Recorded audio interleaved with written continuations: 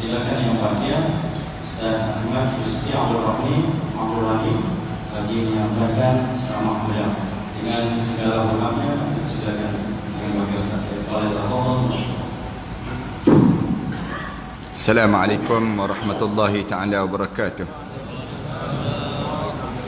Alhamdulillahirabbil alamin. Wassalatu wassalamu ala asyrafil anbiya'i wal mursalin wa ala alihi wa sahbihi ajma'in. Subhanaka la ilma lana illa ma 'allamtana innaka antal alimul hakim. Rabbi shrah li sadri wa yassir li amri wahlul 'uqdatam min lisani yafqahu qawli. Rabbi yassir wa la tu'assir wa tammim bil khair. Qala Allah Ta'ala fi kitabil aziz ba'da a'udzu billahi minasy syaithanir rajim. Bismillahirrahmanirrahim. Hatta idza jaa ahadahumul maut qala rabbi irji'un la'alli a'malu salihan fima tarakt kalla innaha kalimatun huwa qailuha wa min waraihim barzakhun ila yaumi yub'atsun. Sehinggalah sampai saat kematian di kalangan mereka tersebut. Apabila mati saja anak Adam, dibaringkan jenazahnya di dalam kubur, lalu di waktu itu akan keluar daripada mulut masing-masing menyebut, wahai Tuhanku, berilah peluang untuk aku kembali hidup di atas dunia. Kalaulah aku diberi peluang untuk hidup di atas dunia, aku akan lakukan balik amalan salih yang aku tertinggal waktu mana aku hidup dahulu. Sebutlah pada mereka yang dah meninggal dunia ni, wahai malaikat, kalla, jangan sekali-kali kamu harap kamu akan hidup kembali. Innaha kalimatun huwa qailuha. Hanya mulut-mulut kamu saja mengulang kata untuk kembali hidup. Wa min waraihim barzakhun ila yaumi yub'atsun. Sedangkan di belakang kamu, mulai daripada saat ini kamu akan melalui saat barzakh sampailah kamu dibangkitkan balik di akhirat nanti. Surah Al-Mu'minun ayat yang ke-99 dan ayat yang ke-100. Yang dihormati Ustaz Pengerusi Majlis, yang dihormati Datuk Pengerusi dan ahliatan kuasa masjid, para alim ulama, para asatizah, muslimin dan muslimat sekalian. Pertamanya, marilah sama-sama kita mengaturkan rasa syukur yang tak terhingga kita kepada Allah di atas nikmat panjangnya umur kita ini, sehingga kita dipilih oleh Allah untuk mendatangi majlis ilmu ini. Mudah-mudahan bila kita dipilih oleh Allah untuk kita datang duduk bertamu dalam rumah Allah ini, kita juga akan dipilih oleh Allah untuk menjadi tetamu kepada Allah di akhirat nanti. Sebab para alim ulama sentiasa sebut bahawa sesiapa yang dia tak pernah menjadi tetamu kepada Allah di dunia ini, jangan dia bermimpi untuk dia menjadi tetamu pada Allah di akhirat nanti. Alhamdulillah, kita dalam sibuk-sibuk tugasan harian kita, Allah sayang pada kita, Allah gerakkan kita datang ke masjid ini.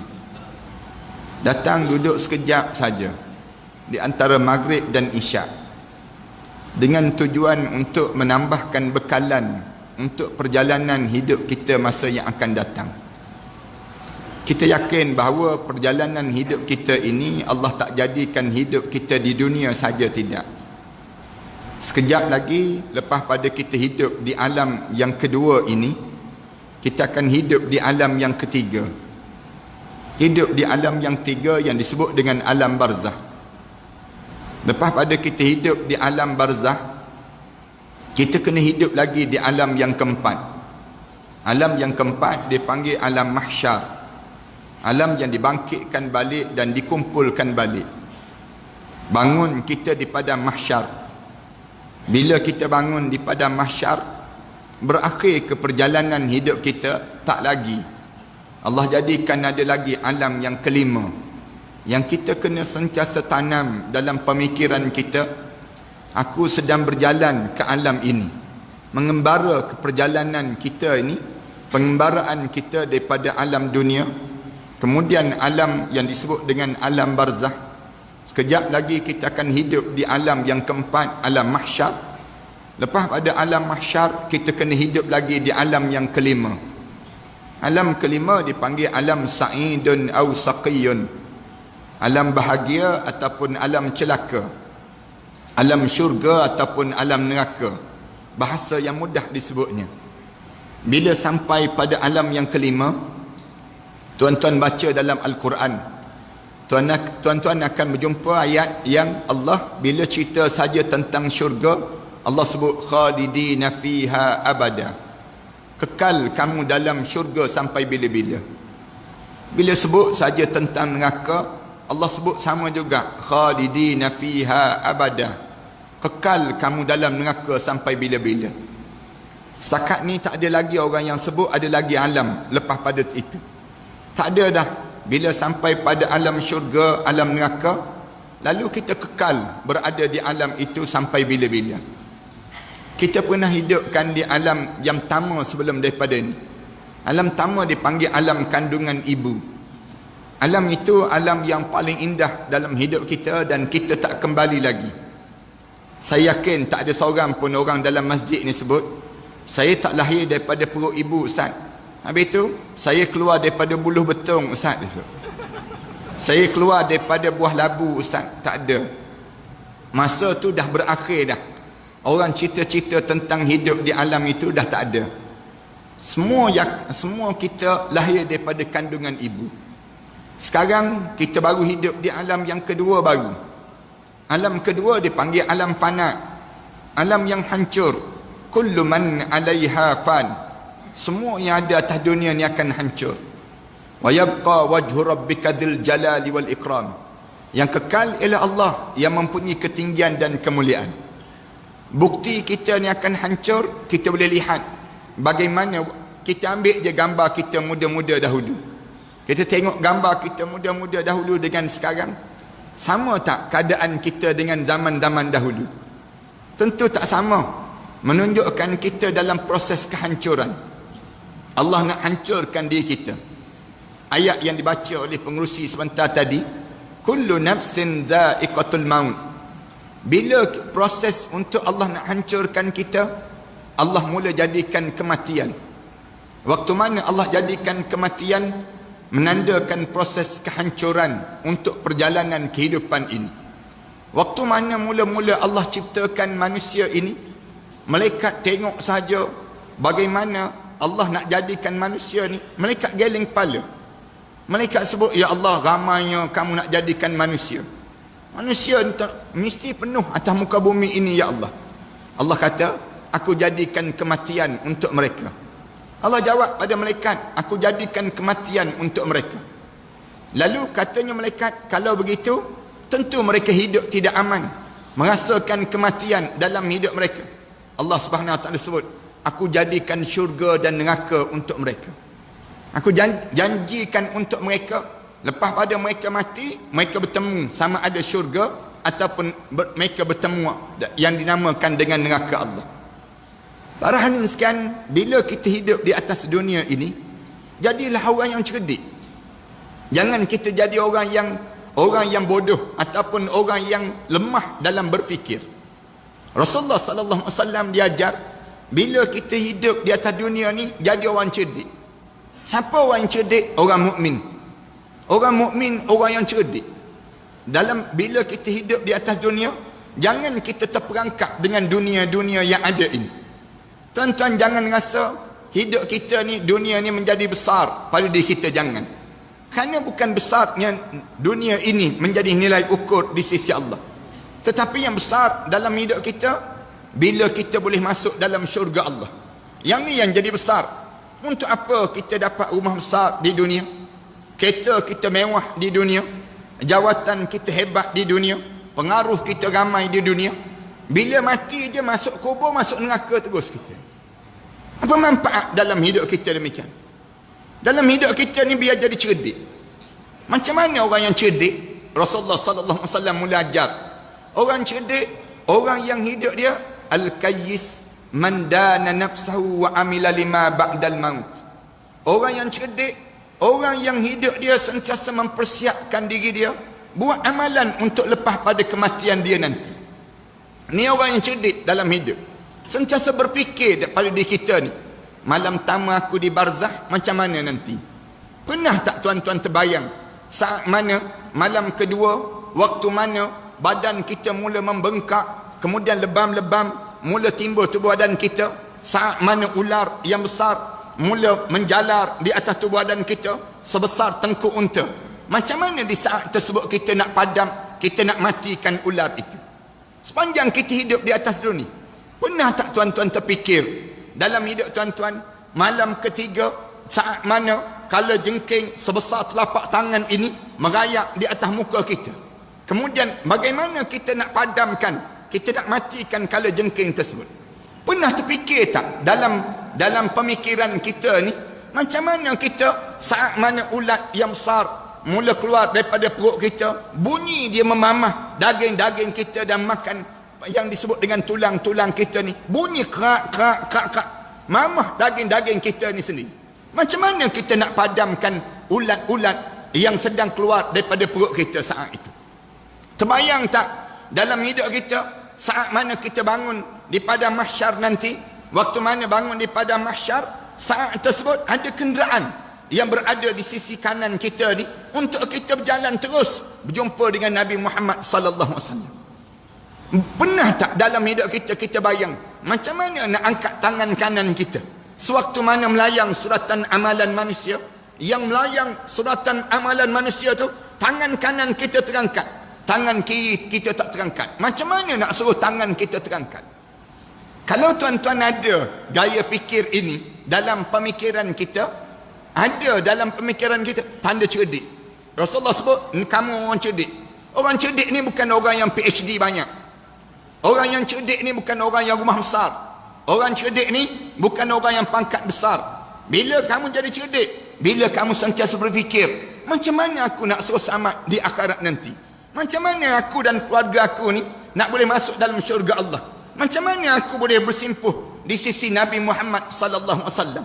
Bagaimana kita boleh bercium tangan Rasulullah sallallahu alaihi wasallam waktu mana kita dalam syurga Allah nanti? Kemuncak, macam mana kita nak boleh lihat wajah Allah dalam syurga Allah Subhanahu wa taala nanti?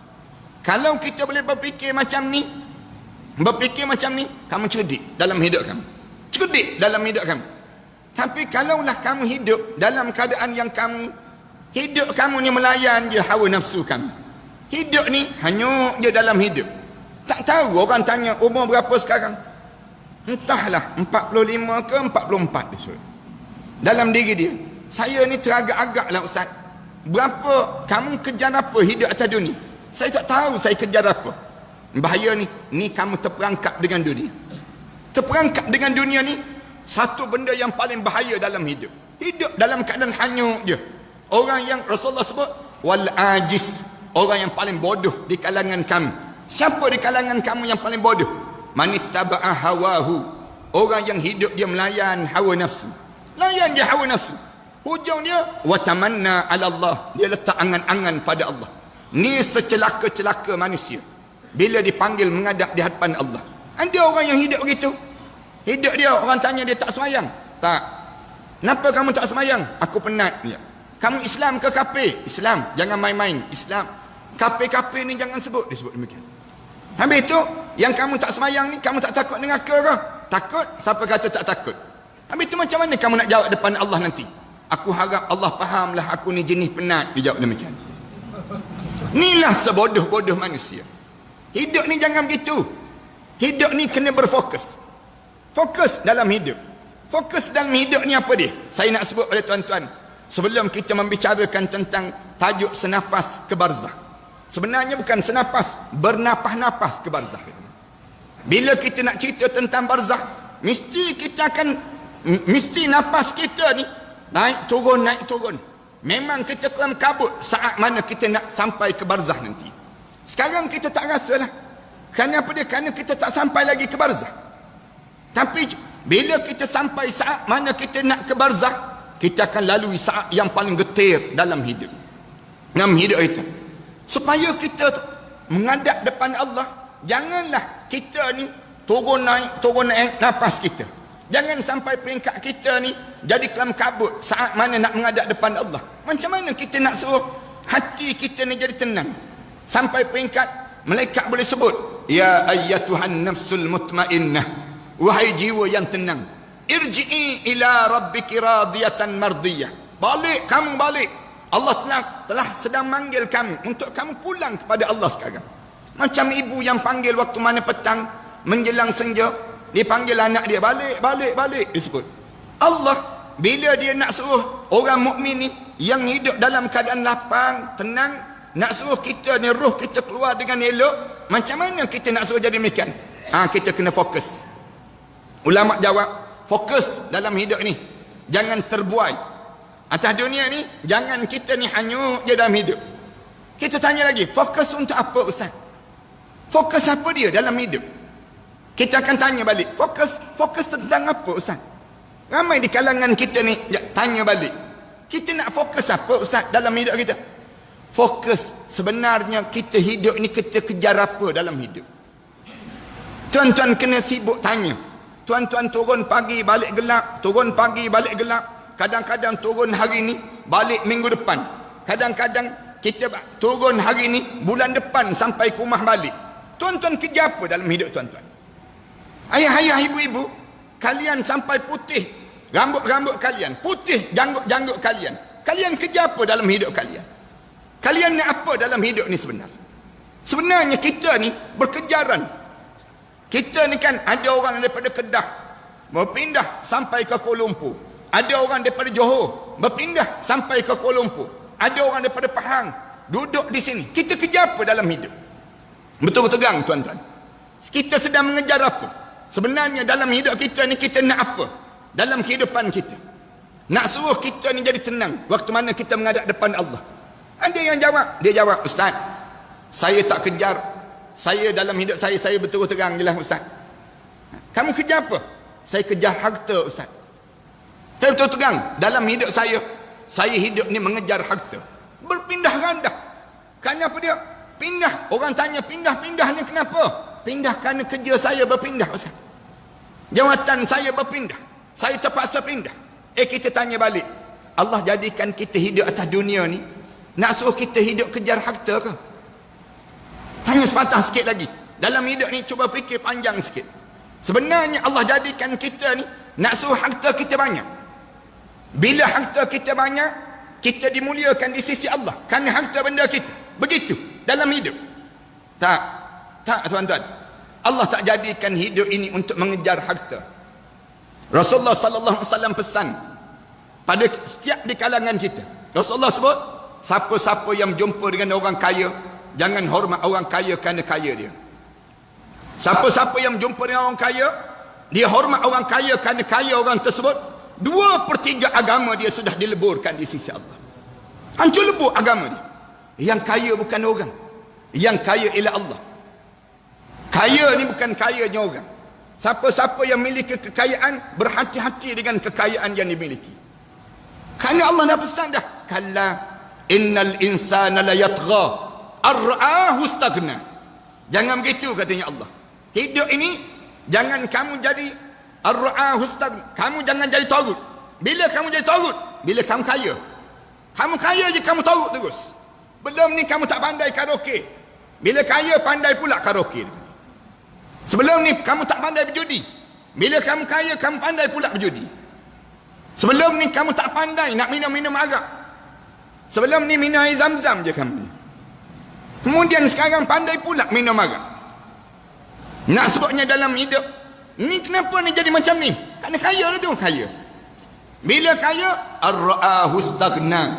Bila kamu dah mula jadi kaya, kamu tengok kamu kaya, innal insana la yatgha. Manusia ni jadi melampau terus. Kena kawal.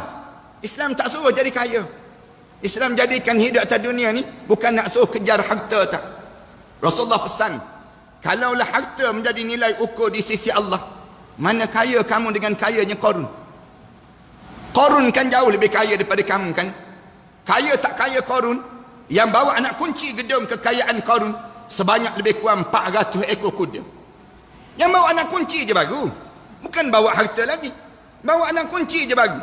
Tapi bagaimana Allah jadikan pada Qarun? Allah tenggelamkan Qarun dalam muka bumi ini sedalam 70 hasta setiap kali mana terbit matahari. Allah tenggelamkan Qarun dengan kekayaan Qarun dalam muka bumi ini. Terbit je matahari, tenggelam 70 hasta. Terbit lagi matahari, tenggelam lagi 70 hasta dalam muka bumi. Terbit matahari, tenggelam lagi. Datang orang Melayu kita sibuk buat program mencari harta Qarun dia punya. Elok Qarun tenggelam, kita sibuk cari. Hidup kita kejar apa? Ada yang jawab, Ustaz, saya tak kejar harta, Ustaz. Saya bukan pengejar harta, Ustaz. Habis kamu kejar apa? Saya kejar tahta, Ustaz. Saya mengejar tahta, saya nak jawatan. Betul terang je, saya nak jawatan. Jawatan, bila dapat jawatan, saya dapat power, saya dapat kuasa. Berebut nak pegang jawatan. Orang kita kan berebut kan nak pegang jawatan. Jawatan bukan besar sangat pun, jawatan kecil je. Jawatan kecil je pun berebut. JKKKKKKK. Jawatan paling halus berebut.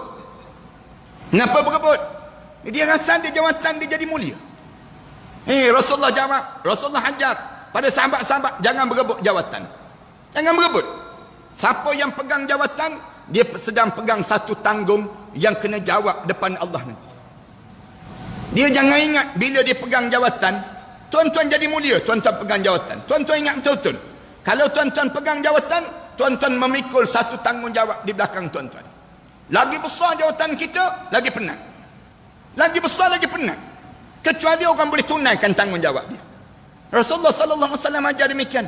Dalam hidup kita jangan berebut. Tuan-tuan pegang je jawatan. Katakanlah tuan-tuan dilantik jadi ketua kampung. Ketua kampung misal contoh. Allah tanya terus, masuk dalam kubur tu. Mereka tanya terus, waktu mana masuk dalam kubur? Kamu ketua kampung kan? Ya, saya ketua kampung. Kamu, dalam kampung kamu, berapa orang yang tak sembahyang? Dalam kampung kamu, berapa orang yang tak tutup aurat? Dalam kampung kamu, berapa orang yang tak solat? Tanya soalan demikian, kena tanya terus. Kita tak payah jadi ketua kampung, jadi AJK masjid je misal contoh. Jadi AJK masjid, masuk dalam kubur je. Mereka tanya terus, kamu AJK masjid kan? Ya. Subuh pagi tadi datang tak subuh pagi tadi? Tanya soalan, bukan masjid ni, masjid lain kan? Nak sebutnya gambaran bagaimana pegang je jawatan, kamu akan dipersoal di hadapan Allah. Siapa yang pegang jawatan? Ramai mana orang yang menyesal pegang jawatan. Menyesal. Jadi suami orang pun menyesal. Bayang, jadi suami orang pun menyesal. Allah cerita di akhirat nanti, yauma yafirrul mar'u min akhihi wa ummihi wa abihi wa sahibatihi wa banihi likulli imri'in minhum yauma idzin sya'nun yughni. Hari masing-masing melarikan diri. Suami melarikan diri daripada isteri, isteri melarikan diri daripada suami, anak-anak jumpa mak ayah, sebut pada mak ayah, engkau jangan mengaku engkau mak aku, engkau jangan mengaku engkau bapa aku. Bapa pula sebut, engkau jangan mengaku engkau anak aku. Illa man atallaha biqalbin salim. Hari tersebut yang boleh selamat siapa? Orang yang bersiap dengan hati yang tenang untuk nak dihadapkan di hadapan Allah. Hari itu masing-masing memikir likulli imri'in minhum yauma idzin sya'nun yughni. Hari masing-masing memikir macam mana nak suruh selamat diri masing-masing untuk di hadapan Allah Subhanahu wa taala. Sebut-sebut banyak ni kan, ramai pula letak jawatan malam ni tak ni. Cuma saya nak sebutnya, yang pegang jawatan tu pegang cuma tunaikan tanggungjawab. Tunai tanggungjawab dalam hidup kita. Kalaulah jawatan ini jadi mulia dalam hidup, mana besar jawatan kita dengan jawatan Fir'aun. Fir'aun jauh lebih besar daripada kita kan. Besar tak besar jawatan Fir'aun tu, sampai Allah rakam dalam Al-Quran. Allah cerita bagaimana Fir'aun, dia rasa besar diri dia mengaku jadi Tuhan. Fir'aun kan disebut, ana rabbukumul a'la, aku Tuhan yang paling agung. Waktu mana dia mengaku jadi Tuhan, terkejut Iblis. Iblis terkejut. Katanya Iblis. Ada juga makhluk manusia ni pergi mengaku jadi Tuhan. Aku sendiri pun tak mengaku dia Tuhan, katanya Iblis. Iblis pun sedar diri. Nak sebutnya demikian. Kenapa Fir'aun mengaku dia Tuhan? Kerana Fir'aun tak pernah rasa sakit dalam hidup Fir'aun. Fir'aun kencing manis tak pernah kena. Fir'aun gaut tak ada gaut-gaut. Fir'aun buasir lagi tak ada. Disebut dalam kitab, Fir'aun tak pernah bersin. Bersin pun tak pernah. Dalam satu kitab yang lain sebut, Fir'aun tak pernah menguap. Menguap pun tak pernah. Kita ni cuba tunggu kejap-kejap lagi. Tunggu sikit-sikit lagi je, menguap terus tak kena gaya. Tapi jangan pula merah mata, tahan tak menguap. Orang tanya kenapa tahan tak menguap? Lawan Fir'aun sekali ustaz dia sebut. Nak lawan Fir'aun dia ni. Hidup kita ni kita kejar apa dalam hidup? Ayah-ayah, ibu-ibu, abang-abang, kakak-kakak, kalian sedang mengejar apa dalam hidup? Ada yang jawab, ustaz, saya harta tak kejar, tahta tak kejar. Habis kamu kejar apa? Saya kejar rupa, ustaz. Saya kejar rupa. Nak jadi cantik sepanjang masa. Tak nak jadi nampak tua. Sanggup makan pil anti penuaan. Tua juga dia. Pakai lotion anti kedutan. Kedut juga dia. Orang kita tak nak jadi tua kan? Tak nak ni, sakit pun tak nak. Dalam hidup kita ni, yang perempuan sibuk nak memutihkan wajah. Sibuk kan? Oleh kerana tokoh-tokoh kosmetik sentiasa sebut, serlahkan kecantikan anda. Padahal tokoh kosmetik tu pun tak cantik-cantik. Dia beria nak suruh orang beli produk-produk dia tu. Beria dia. Habis duit. Beli barang-barang produk-produk kecantikan. Orang kita kan berhabisan. Yang perempuan sibuk nak memutihkan wajah. Muka putih, lengan hitam legam, dia panggil macam. Manakala yang lelaki sibuk nak berbadan sadu. Orang lelaki sibuk nak berbadan sadu. Sadu ni tahu makna apa dia? Sasa bodoh, dia panggil macam. Nak sebutnya. Sibuk nak berbadan sadu. Rela tak datang sembahyang maghrib. Pergi gym nak betulkan badan. Rela tak datang sembahyang maghrib. Rela tak makan nasi, makan telur dia 1 biji sehari. Macam jin dah dia. Nak sebutnya, rela dalam hidup dia tak datang sembahyang isyak. Kenapa? Nak tunggu nak pergi main futsal pula ni. Pukul 12 malam main futsal. Pukul 1 pagi sepak bola lagi. Kamu nak bangun tahajud pukul berapa wahai anak muda? Kamu nak bangun subuh pukul berapa wahai anak muda? Saat pukul 12 malam kalian sepak bola lagi. Masa tersebut, masa kan kamu rehat kan? Masa demikian, Allah tak jadikan malam untuk kamu beriadah. Tapi Allah jadikan malam untuk kerehatan dalam hidup kamu. Besok kamu nak bangun kan? Untuk sembahyang subuh. Bila badan kamu dah jadi sasa, jadi kekar, badan kamu untuk apa? Wahai anak muda. Kamu jadi badan kamu dah jadi besar, dah berketul, untuk apa? Dia jawab, untuk pakai seluar dalam, naik pentas ustaz. Itu je.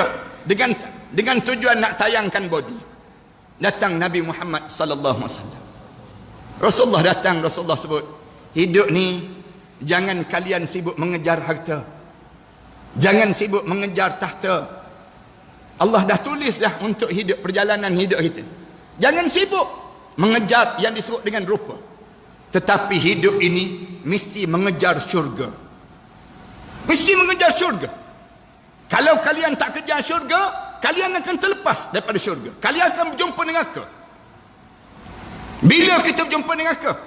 Bila hijab mata mula dibuka. Hijab mata kita dibuka. Sekarang Allah tak buka lagi hijab mata. Tapi bila Allah buka hijab mata saja, nampak terus malaikat berduyun-duyun turun. Berdiri terus depan muka kita. Bila berdiri saja depan muka kita, malaikat sebut terus, istihar terus. Wahai anak Adam, aku cari setitik air untuk kamu telan, sudah tidak ada. Aku cari sepatah perkataan yang keluar daripada mulut kamu, sudah tidak ada. Aku cari selangkah untuk kamu melangkah, sudah tidak ada. Wahai roh, sila keluar daripada jasad ini. Saat mana keluar mulut malaikat, mulut istihar, masa kamu dah sampai. Wahai roh, sila keluar daripada jasad ini. Tuan-tuan, Allah rakam terus mulut-mulut di kalangan kita ni. Mula sebut pada malaikat. Sebut pada malaikat. Laula akhartani ila ajalin qarib. Malaikat, boleh tak tangguh sekejap, jangan bagi mati lagi malaikat. Malaikat, boleh tak? Jangan bagi mati lagi malaikat. Laula akhartani ila ajalin qarib. Sekejap je malaikat. Nak buat apa dia? Fa as-saddaqa. Sekarang juga saya nak bersedekah di jalan Allah. Saya nak bagi semua yang saya kejar, saya cari sekarang ni, saya nak bersedekah sekarang. Wa akun minas salihin. Sekarang juga saya nak jadi hamba Allah yang saleh. Malaikat jawab terus, walan yuakhirallahu nafsan iza jaa ajaluha. Allah tak tangguh dah nyawa bila sampai ajal di kalangan kamu. Tak kira kamu ustaz ke, kamu yang berhormat ke, kamu datuk ke, kamu tan sri ke, kamu tuanku ke, kamu siapa, Allah tak tangguh dah. Wallahu khabirum bima ta'malun. Allah tahu fi'il perangai apa yang kamu akan ulang dalam hidup kamu jika ditangguh lagi saat kematian dalam hidup kamu. Bahasa mudah malaikat jawab apa dia? Dah terlambat bro, katanya malaikat. Dah terlewat dah bro. Sekarang baru kamu nak minta tangguh. Allah dah bagi dah peluang dalam hidup kamu kan. Hidup ini peluang. Hidup ini peluang. Sebab tu alim ulama kata, kalau sekiranya ada di kalangan kita yang dia diberi oksigen, nak suruh hidup, diberi oksigen, brain dead, otak dia dah mati dah. Di saat mana otak dia dah mati dah, di saat tersebut tiba-tiba ada lagi oksigen yang boleh menampung dia. Perlu tak perlu kita cabut oksigen tersebut? Alim ulama kata, kalau dia ada duit, harta dia ada, tambahkan, bagi oksigen sampailah dia dah habis dah harta benda dia. Kerana hidup itu pahala. Manakala mati itu memutuskan segala amalan hidup di atas dunia. Jangan cepat nak cabut ni saat mana kena saja. Mati saja yang disebut dengan otak ni. Bila mati otak saja, tapi dia ada lagi oksigen, boleh lagi terus. Kerana saat tersebut hidup ini menjadikan pahala-pahala yang berpanjangan dalam hidup seseorang. Ini nak sebut gambaran pada diri kita. Kita kesian pada dia, kita sebut demikian. Nanti sakit dia. Tak, sakit itu kafarah selagi mana dia hidup atas dunia. Ni nak sebutnya gambaran. Bila sebut saja begitu, mereka sebut sekarang masanya roh kamu keluar daripada jasad kamu. Malaikat masuk terus. Bila malaikat mula masuk saja, disebut demikian, masuk saja, sambil masuk malaikat umum terus. Wajaat sakratul maut bil haqq, dzalika ma kunta minhu tahid. Telah datang saat sakaratul maut yang penuh dengan kebenaran. Inilah masa yang sering kali kamu lari-larikan diri sepanjang kamu hidup di atas dunia. Kamu lari hidup atas dunia ni lari daripada apa? Tuan-tuan lari daripada apa? Lari daripada LHDN? Tak. Lari daripada SPRM? Tak. Lari daripada apa? Lari daripada malaikat maut je. Jangan bagi sempat malaikat maut cukup nyawa kita. Hidup ni lari daripada malaikat maut. Tuan-tuan tanya orang jogging tiap-tiap pagi tu kan. Yang jogging tiap-tiap pagi tu, kita tanya dia, kamu jogging pagi-pagi ni, kamu lari daripada apa? Dia mesti jawab, lari daripada malaikat maut. Dia jawab demikian. Tanya orang yang makan ubat segenggam setiap hari tu. Setiap hari dia makan ubat tu. Kita tanya, kenapa banyak sangat makan ubat ni? Dia jawab, biar lambat mati sikit ustaz. Dia jawab. Hidup ni jangan bagi sempat malaikat maut. Dia tahu. Hidup ni lari. Yang kamu lari tu sekarang dah sampai sakaratul maut. Rasulullah sallallahu alaihi wasallam sebut, bila kalian kena sakarat, kalian akan rasa terkejut yang amat sangat. Tak pernah rasa sebegini rupa dalam hidup. Rasulullah sebut, inna sakaratun azim. Sakarat ini satu benda yang menggemparkan dalam hidup kalian. Kena sakarat tak boleh nak dibayang. Imam Ghazali sebut, tiada bahasa untuk digambarkan bagaimana kenanya sakarat pada seseorang. Kena sakarat je. Kalau tuan-tuan ada masa, tuan-tuan datanglah ke masjid ni, belajarlah tiap-tiap malam bagaimana nak melalui saat sakarat. Kerana melalui saat sakarat ini satu masa yang paling penting dalam hidup. Tak adalah masa yang lebih penting dalam hidup. Kalau ada orang cerita masa yang penting dalam hidup ni masa lepas pada bersunat, misal contohnya, kita kata tak, bukan masa tu. Masa yang penting bila akad nikah, tak juga. Masa yang penting bila kita terima ijazah, pun tak juga. Masa yang penting dalam hidup bila sakarat. Bila kena sakarat, masa ni masa yang menentukan sama ada kita ahli syurga ataupun kita ahli neraka. Masa ni masa yang memerlukan kita ni istiqamah, memerlukan kita teguh jiwa kita, jangan goyang. Jangan goyang jiwa kita dengan agama. Kerana bila masuk saja sakit tak boleh nak sebut. Rasulullah sallallahu alaihi wasallam sebut, bila tanya kepada Rasulullah, ya Rasulullah, bagaimana sakit kena sakarat ini? Bila mereka mula tarik daripada hujung kaki kita, Rasulullah jawab terus, sakit. Rasulullah kata, yang paling ringan di kalangan umat aku bagaikan dilibas dengan 300 libasan mata pedang di tengkuk dia. Bila tanya lagi Rasulullah, ya Rasulullah, bagaimana sakit saat itu ya Rasulullah? Rasulullah sebut, bagaikan badan kamu dicampak ke pohon yang berduri, melekat di pohon yang berduri, direntak turun ke bawah. Bila tanya lagi Rasulullah, ya Rasulullah, bagaimana sakitnya sakarat ini ya Rasulullah? Rasulullah kata, bagaikan kulit kamu disiap. Kulit kamu disiap, diheret di atas bara api yang panas, ditarik di atas kapas yang basah, bunyi bunyi sakit yang amat sangat.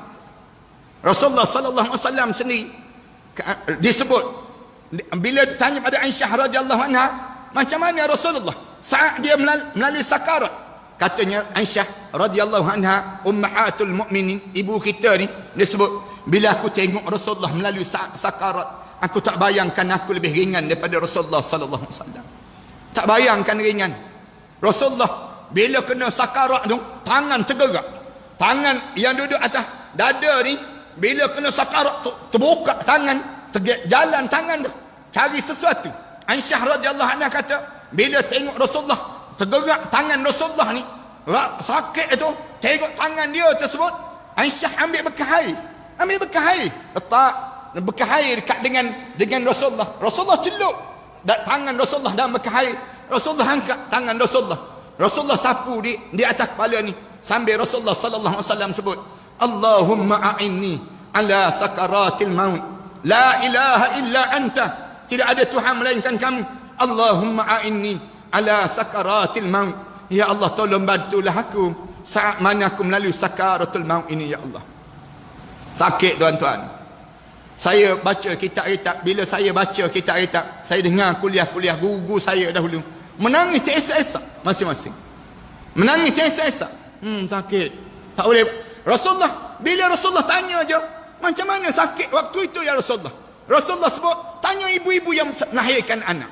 Waktu mana dia bersalin melahirkan zuriat itu, ditegannya tubuh badan dia nak keluarkan zuriat, berpeluh muka dia ni, kemudian goyang badan ini. Rasulullah kata, keluar najis daripada tubuh badan dia tersebut.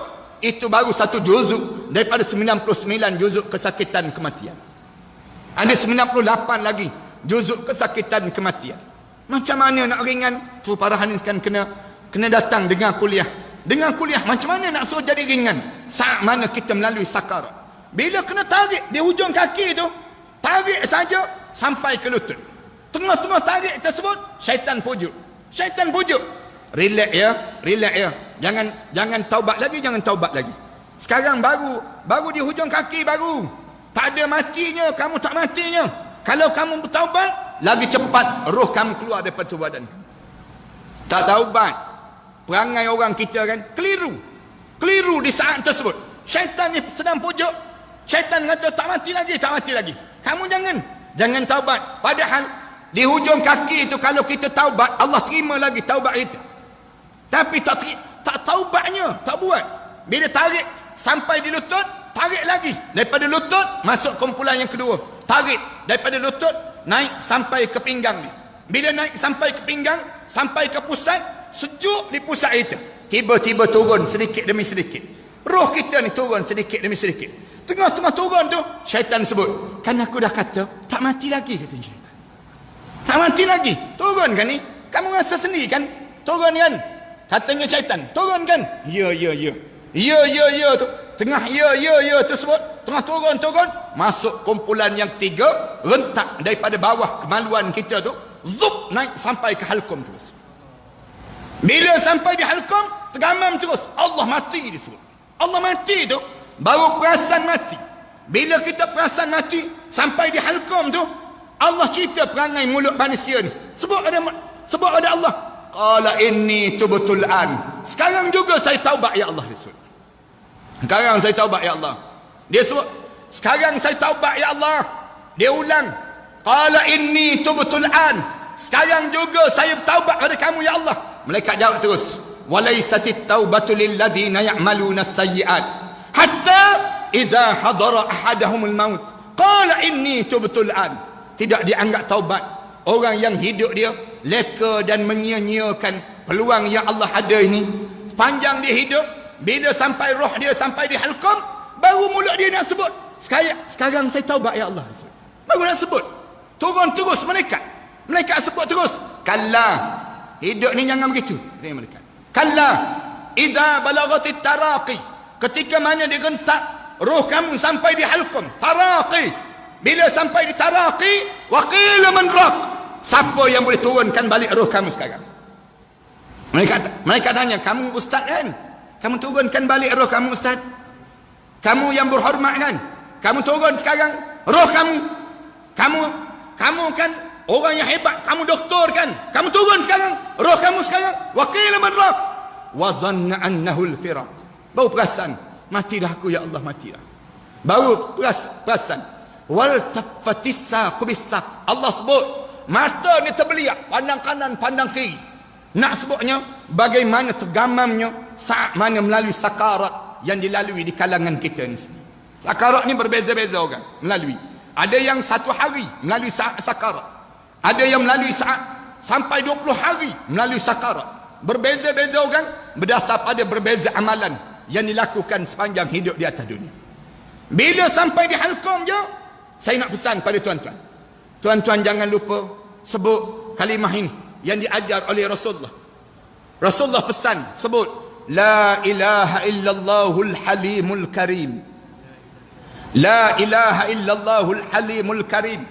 Rasulullah sebut supaya kita sebut sebanyak 3 kali. La ilaha illallahul halimul karim. 3 kali.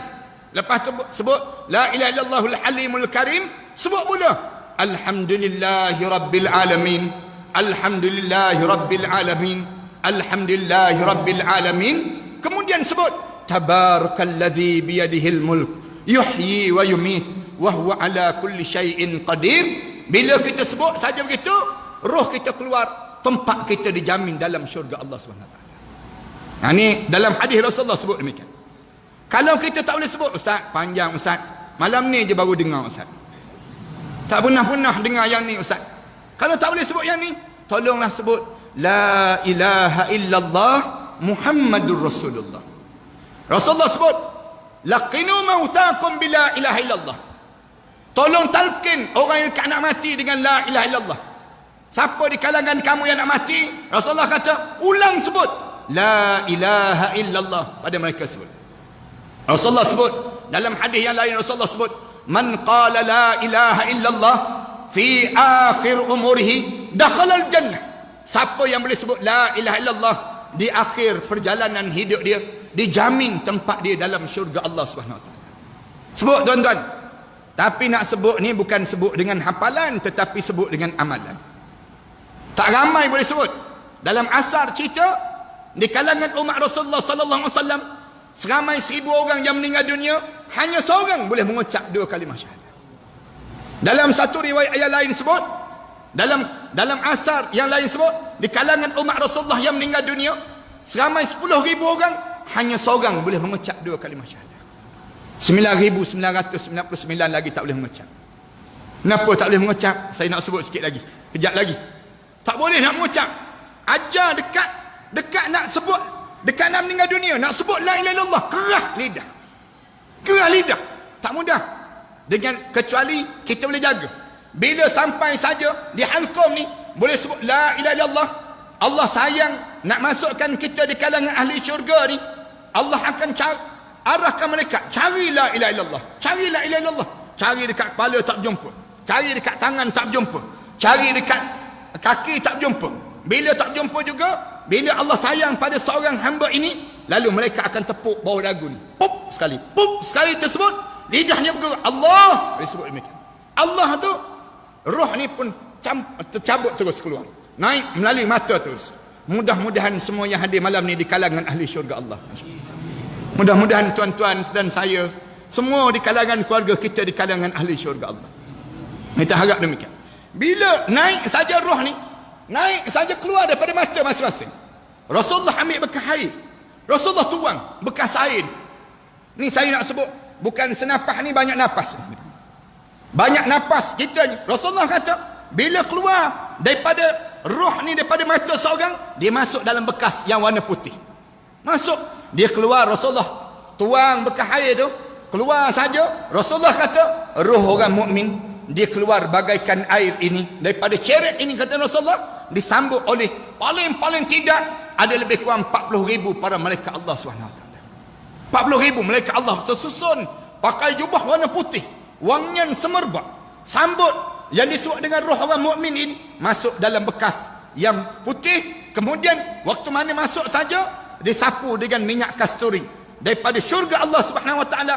Roh tersebut masuk dalam bekas, tutup saja, lalu naik terus roh ni. Penjaga langit yang pertama akan tanya terus, roh siapakah ini? Lalu dijawab, fulan bin fulan, fulan binti fulan. Lalu penjaga langit yang pertama sebut, beruntunglah dia hidup dalam keadaan soleh, mati dalam keadaan soleh. Naik lagi langit yang kedua, yang ketiga sampai yang ketujuh, menghadap depan Allah. Allah sebut, tentukan dia dalam syurga Illiyin. Mudah-mudahan kita semua insya-Allah sebut syurga Illiyin tu, turun terus roh ni, berdiri di hujung kepala masing-masing. Roh yang tidak mukmin, bila dia nak keluar daripada jasad ni sendiri, bila nak keluar ni, bunyi ni, cari la ilaha illallah tak berjumpa. Dalam keadaan getir tu, bunyi satu benda yang patah, kak sekali, kup, keluar terus roh ni daripada mata seseorang. Bila keluar, Rasulullah ambil bekas air tu, Rasulullah genjis. Rasulullah kata, roh yang tidak mukmin bertebaran keluar ni, bau busuk, sebusuk-busuk ni. Dua makhluk je yang tak bang, jin dan juga manusia. Bila naik saja, masuk dalam bekas. Bila masuk saja dalam bekas ni, kemudian ditarik roh ni, naik. Bekas yang warna hitam, naik. Penjaga langit yang pertama tanya terus, roh siapakah ini? Lalu dijawab, roh fulan bin fulan, fulan binti fulan. Katanya penjaga langit yang pertama, celaka dan bangsalah roh ini. Hidup dalam keadaan jahat, mampus pun dalam keadaan jahat. Tak awang-awangan. Sehingga kedengaran di arasy Allah, tentukan dia dalam neraka sijin. Bila sebut neraka sijin, turun terus roh masing-masing, berdiri di hujung kepala masing-masing. Waktu mana berdiri di hujung kepala masing-masing, kita mula nampak siapa yang datang nak mandikan jenazah kita.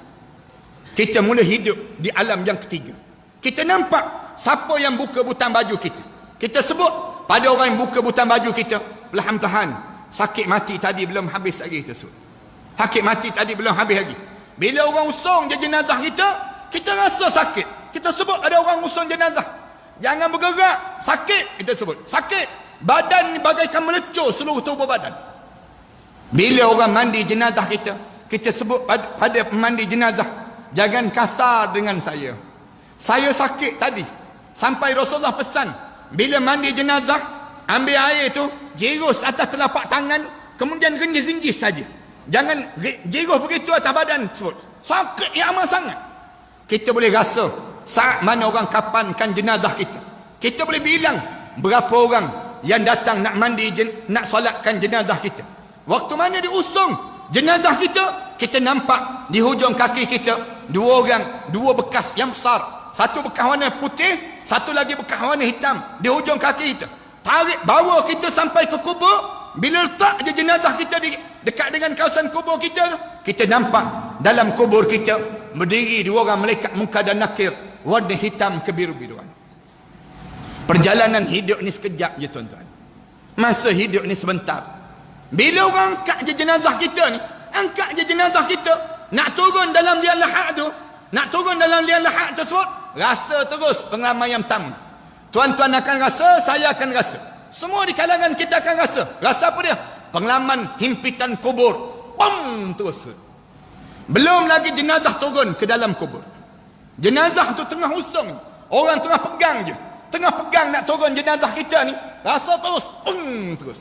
Rasulullah sebut himpitan kubur, bukan azab kubur, himpitan kubur. Bila berlaku himpitan kubur, bila jenazah nak turun, Rasulullah sebut, tiada seorang pun di kalangan umat aku yang boleh terlepas daripada ad-darat, daripada himpitan kubur. Kalau ada di kalangan umat aku yang boleh terlepas daripada himpitan kubur, nescaya Sa'ad bin Mu'az lah orang yang pertama yang boleh terlepas daripada himpitan kubur. Sa'ad bin Mu'az pun tak terlepas. Dalam hadis Rasulullah cerita, Sa'ad bin Mu'az kena. Bila turun, padahal Sa'ad bin Mu'az ni di kalangan sahabat Rasulullah, waktu mana dia gugur syahid, bergegar arasy Allah, menangis para malaikat Allah. Jenazah dia diiringi seramai 70,000 orang, para malaikat Allah. Bila turun saja jenazah Sa'ad bin Mu'az, Rasulullah ditunjukkan macam mana himpitan kubur yang berlaku pada Sa'ad bin Mu'az. Kena sekali tu, ping sekali tu. Rasulullah kata, Sa'ad bin Mu'az aku lihat menjadi sehelai rambut, bagaikan sehelai rambut. Sa'ad mana kena sekali, ping sekali tersebut, kemudian jadi halus Sa'ad bin Mu'az. Kemudian menjadi kembang kembali, kemudian kembali balik pada asal. Dia tanya kepada Rasulullah, kenapa Sa'ad bin Mu'az kena ya Rasulullah? Rasulullah kata, tak bersih air kencing. Rasulullah sebut, hanya tak bersih air kencing. Dia tanya pada keluarga Sa'ad bin Mu'az, kenapa Sa'ad bin Mu'az kena himpitan kubur? Kamu tak dengar ke cerita? Lalu keluarga Sa'ad bin Mu'az jawab, ya, Sa'ad bin Mu'az kena himpitan kubur disebabkan tak bersih air kencing. Bertanya lagi pada keluarga Sa'ad bin Mu'az, bagaimana Sa'ad bin Mu'az tak bersih air kencingnya? Boleh jadi, katanya keluarga Sa'ad bin Mu'az, mungkin waktu mana dia pulang daripada permusafiran sekali, dia kencing sambil berdiri. Kerana dia kencing sambil berdiri, itulah mungkinnya menyebabkan dia kena himpitan kubur. Katanya keluarga Sa'ad bin Mu'az, sekali dia kencing sambil berdiri. Kita ni berapa kali kencing sambil berdiri? Tu kencing sambil berdiri. Yang kena kencing. Nak sebutnya himpitan kubur. Nak gambarkan pada kita himpitan kubur. Rasulullah sebut, kalau ada di kalangan umat aku yang boleh terlepas daripada himpitan kubur, nescaya Fatimah binti Asad. Fatimah binti Asad pun tak terlepas. Fatimah binti Asad pun tak terlepas. Turun je jenazah kita, hadap je muka ke kiblat. Hadap je muka ke kiblat ni, bau tanah depan muka kita tu. Bau tanah depan muka. Dengar terus suara ni bawah telinga ni. Selamat datang wahai hamba Allah. Sekejap lagi kamu akan rasa bagaimana aku akan lakukan pada kamu sebentar lagi. Nampak terus hujung kaki kita tu berdiri malaikat. Nampak terus seorang budak muda yang tegak, yang dalam keadaan tampan sedang sibuk di hujung kaki kita. Kita pun sibuk tanya terus, engkau siapa? Kita tanya, engkau siapa? Dia jawab, amalan soleh kamu yang akan tolong jawab sekejap lagi. Yang Allah jadikan amalan soleh ini dalam bentuk pemuda yang tampan, yang handsome, yang bersedia untuk menjawab bagi pertanyaan malaikat munkar dan nakir sebentar nanti. Satu orang perempuan jangan cemburu saja dengan bidadari. Kalian ada pemuda-pemuda yang soleh, pemuda-pemuda yang handsome, yang akan kalian mula masuk saja dalam kubur.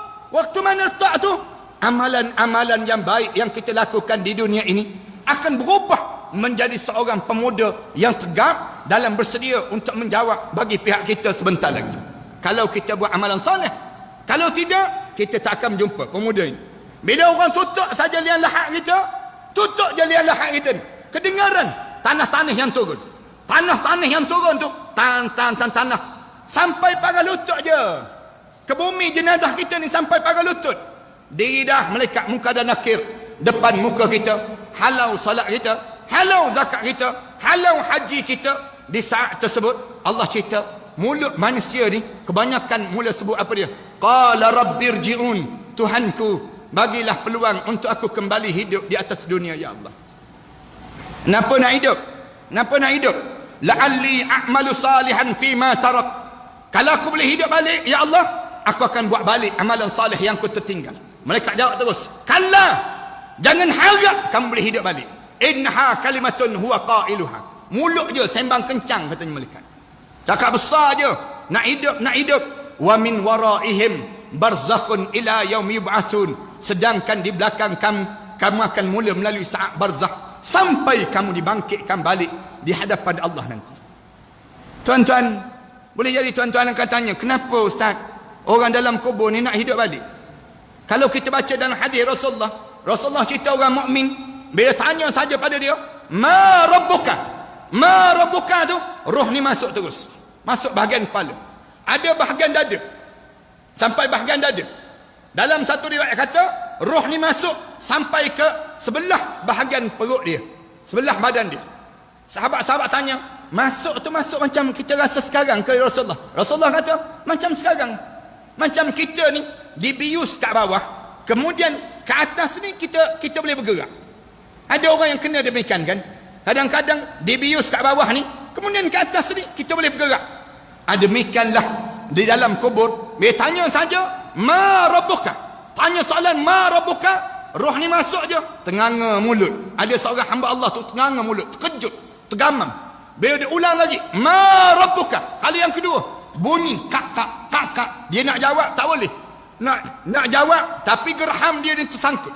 Bila tanya ma rabbuka kali yang ketiga, mulut dia sebut Allahu Rabbi, Allah Tuhan aku. Bila sebut Allahu Rabbi, lalu lapang terus kubur ni. Terbuka kubur ni. Seluas mana? Seluas lebih kurang 70 hasta. Rasulullah sallallahu alaihi wasallam sebut 70 hasta diluaskan kubur ni. Bila luas saja kubur dia 70 hasta, seluas mana? 240 kaki.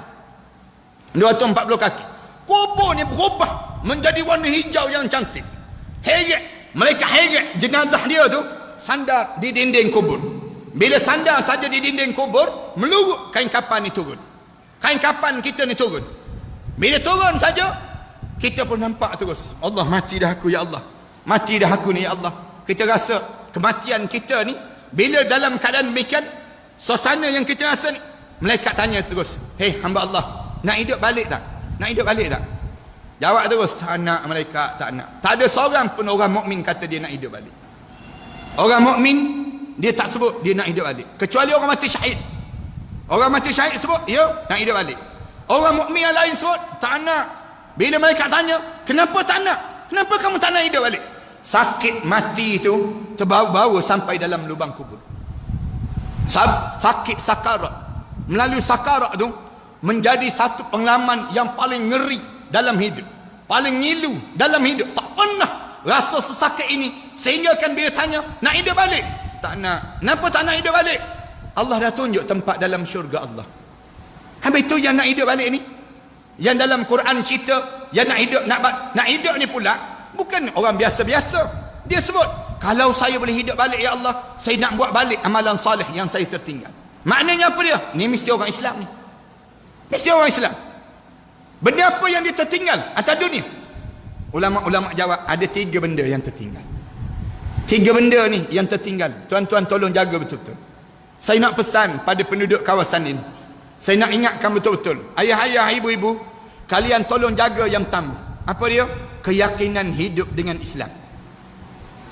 Jangan tertanggal dengan Islam, tuan-tuan. Tuan-tuan jangan tertanggal keyakinan hidup ini dengan Islam. Wala tamutunna illa wa antum muslimun.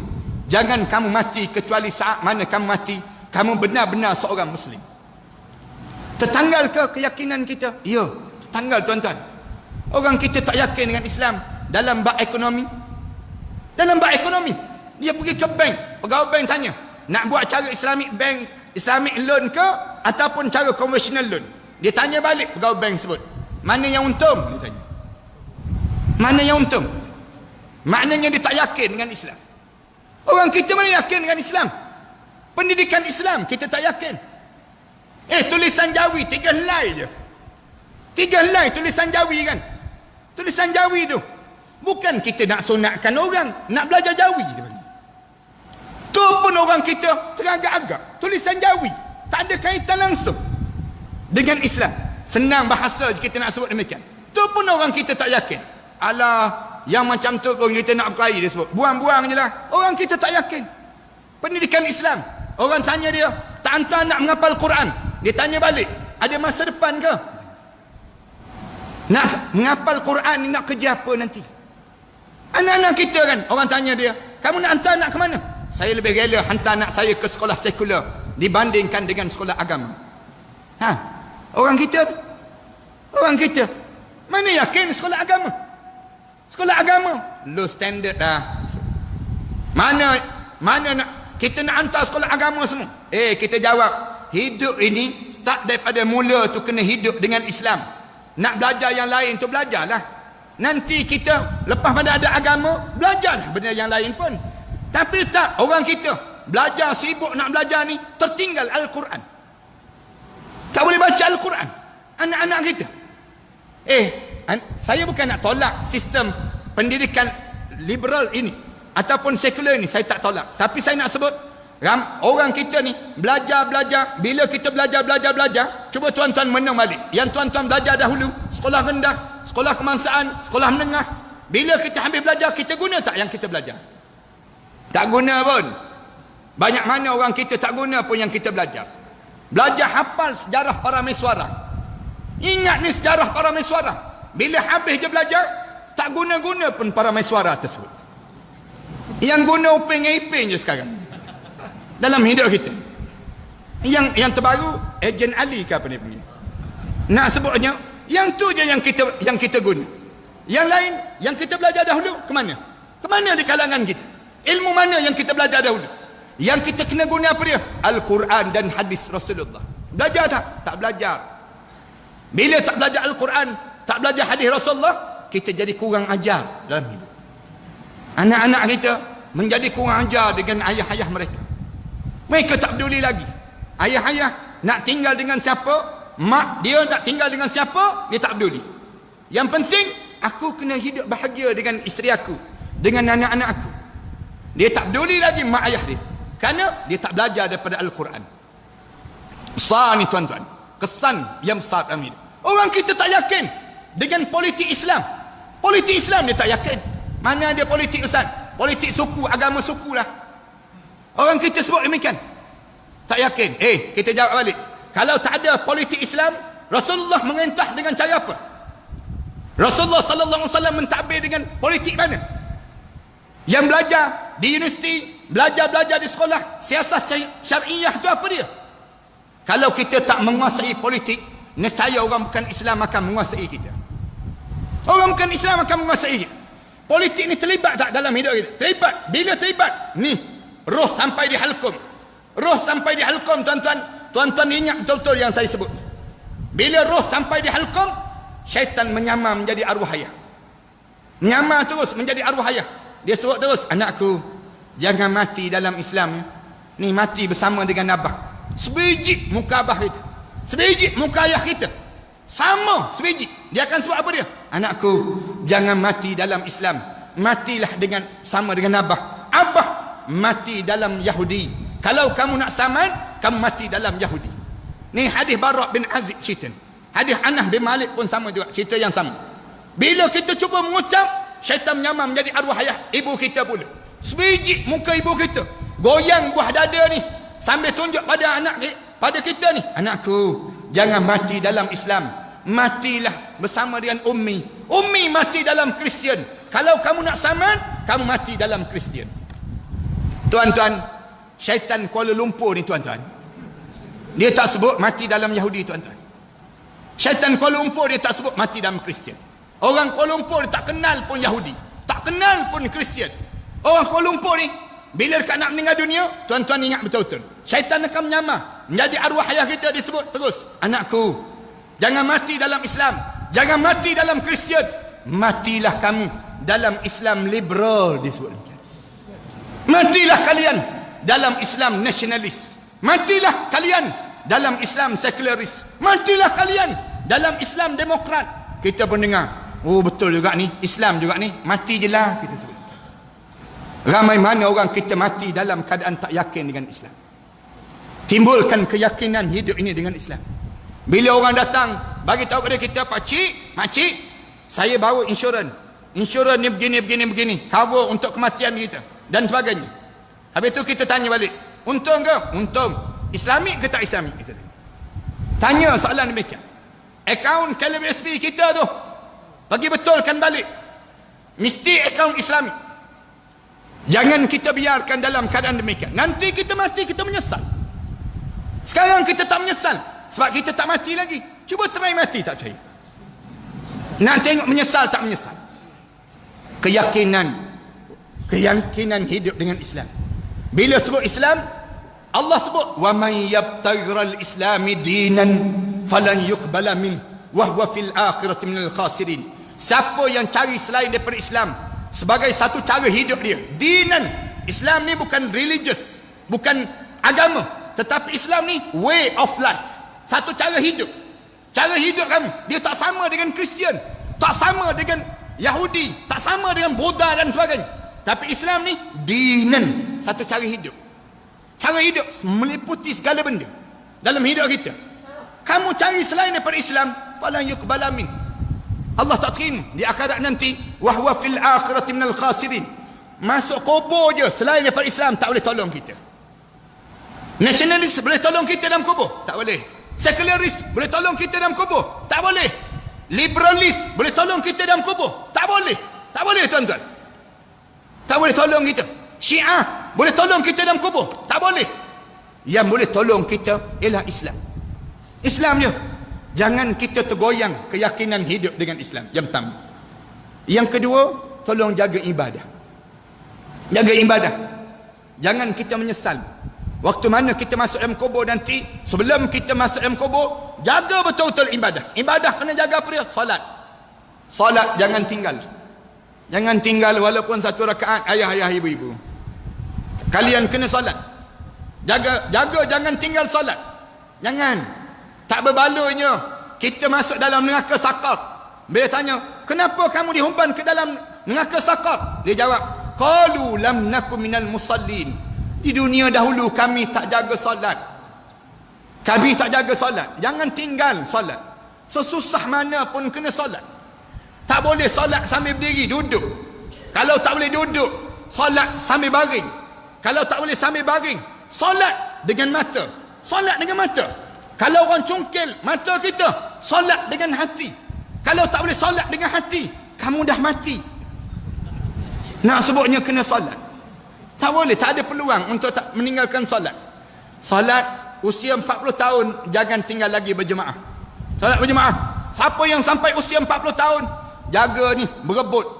Ayah-ayah, bila kalian dah, usia kalian dah semakin bertambah, berebut sah yang pertama. Berebut sah yang pertama. Jangan bagi peluang pada orang lain dapat sah yang pertama. Pada diri kita berebut. Beza sah pertama, sah kedua dalam masjid ni tak sama. Tak sama.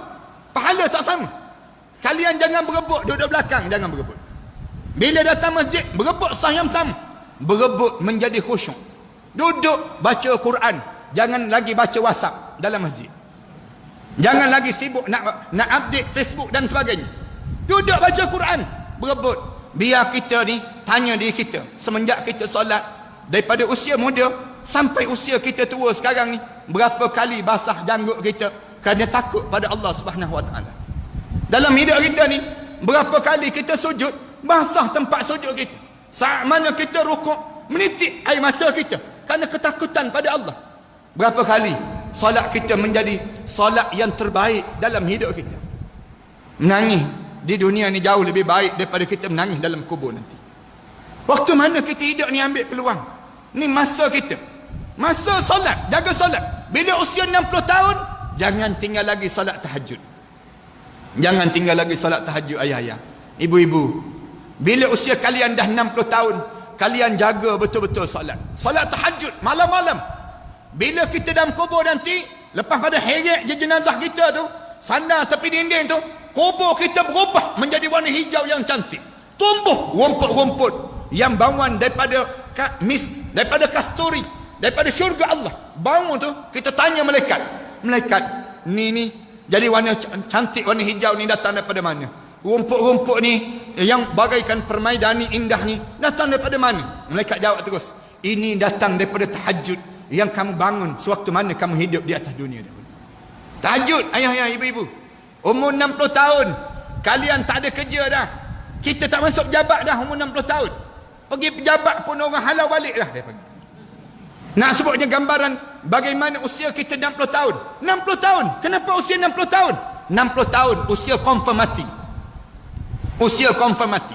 Rasulullah sebut, umru ummati baina 60 wa 70. Umur umat aku di antara 60 tahun hingga 70 tahun saja. Jangan leka lagi, jangan. Jangan leka lagi. Jangan rasa panjang lagi umur ni kot. Panjang lagi umur. Tak dah. 60 tahun hingga 70 tahun je umur umat Nabi Muhammad. Kalau Allah panjangkan sikit lagi, lepas pada 70 tahun, tak dianggap tua dah umur kita. Tetapi dalam kitab disebut, kamu dah jadi bangka dah pada diri kamu. Disebut dalam kitab. Disebut di gambaran demikian. Usia 70 tahun sampai 150 tahun, usia kamu bila-bila masa yang kamu akan dipanggil menghadap depan Allah. Oleh demikian, jaga yang pertama, jaga solat. Jangan tinggal. Yang kedua, jaga ibadahnya. Dalam ibadahnya apa dia? Saya nak pesan betul-betul. Yang kedua, tolong baca Quran. Tolong baca Quran. Tolong boleh baca Quran. Ayah-ayah, ibu-ibu, kalian kalau tak boleh baca Quran, kalian pastikan umur kalian panjang-panjang dan tak mati-mati. Jangan mati kalau tak boleh baca Quran. Saya nak pesan orang penduduk Kuala Lumpur, kalian jangan meninggal dunia di saat mana kalian tak boleh baca Quran. Siapa-siapa yang tak boleh baca Quran, dia masuk dalam kubur di saat mana dia tak boleh baca Quran, dia masuk je dalam kubur, confirm dia tak lepas menghadap depan Allah. Tak lepas. Masuk dalam kubur je malaikat tanya terus. Quran boleh baca? Quran boleh baca? Tak boleh malaikat. Quran tak boleh baca? Tak boleh. WhatsApp boleh, dia jawab. WhatsApp boleh baca, Quran tak boleh baca. Jangan tak boleh baca Quran. Siapa yang tak boleh baca Quran, datang jumpa dengan AJK Masjid. Ahli qaryah kawasan ni datang jumpa dengan AJK Masjid. Bagi tahu pada AJK Masjid, tuan, saya tak boleh baca Quran, tuan. Menangis teresak-esak di tepi-tepi dinding masjid. Menangis teresak-esak, tak boleh baca, ya Allah. Riba tu Quran tu. Riba Quran, jalankan jari atas tulisan Quran.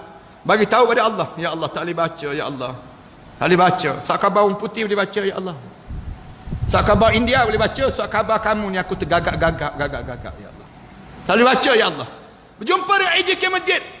Bagi tahu pada AJK Masjid, tuan, saya tak boleh baca Quran. Saya tak boleh baca Quran. AJK tolong umum, mana-mana ahli qaryah yang tak boleh baca, tolong senarai nama dan nombor telefon kalian yang tak boleh baca. Yang boleh baca Quran, hari-hari Jumaat itu umum. Siapa yang boleh baca Quran, tolong senarai nama dia, nombor telefon dia, ketemukan di antara yang tak boleh dengan yang boleh. Jadikan mereka bagaikan ansar dan juga muhajiri. Jadikan ikatan ukhuwah mereka tersebut. Tolong yang ni kena jaga. Nak sebutnya gambaran demikian. Bagi tahu pada AJK, tuan, saya tak boleh baca, tuan. AJK pula jangan pula jawab, sebenarnya saya pun tak boleh baca juga. Jangan jawab demikian. Buat malu company je depan. Jangan kita jawab demikian. AJK mesti boleh jawab, mesti boleh baca Quran. Tu mesti tanggungjawab kita. Kemudian kita tarik seramai mungkin ahli qaryah kita. Jangan nak jaga untuk hidup dunia je. AJK Masjid, tolong jaga orang supaya selamat masuk dalam kubur nanti. Tolong bantu ahli qaryah yang telah meninggal dunia dan yang akan meninggal dunia. Ni peranan masjid. Di antara peranan masjid, membantu ahli qaryah seramai mungkin masuk dalam syurga Allah Subhanahu Wa Taala. Ini peranan yang mesti kita mainkan di kalangan ini. Jangan fikir tentang nak beli van jenazah saja. Jangan fikir yang tu saja. Tapi fikir sama. Macam mana nak suruh ahli qaryah kita seramai mungkin boleh berada dalam syurga Allah Subhanahu Wa Taala. Dua. Yang ketiga, saya nak pesan dalam bab ibadah ni apa dia? Tolong alihkan aset-aset di dunia ini ke akhirat Allah sebelum kita masuk dalam lubang kubur. Saya nak pesan yang ni betul-betul. Ayah-ayah, ibu-ibu ingat yang betul-betul. Sebelum ayah-ayah, ibu-ibu menghadap depan Allah, tolong alihkan semua aset-aset yang kita cari di dunia ini ke akhirat Allah sebelum kita masuk dalam lubang kubur. Sebab ramai dah orang kita, dia cari harta sampai penghujung usia dia tertinggal harta di dunia, dia sorang-sorang masuk dalam lubang kubur. Menyesal dia dalam lubang kubur, dia tinggal atas dunia, anak-anak isteri dia berebut terhadap harta yang ditinggalkan di atas dunia. Silap, tuan-tuan. Silap. Satu kesilapan besar yang sedang berlaku di kalangan kita. Kita cari, kita tinggal untuk orang. Untuk apa kita cari, kita tinggal untuk orang? Bila kita cari, kita bawa untuk diri kita.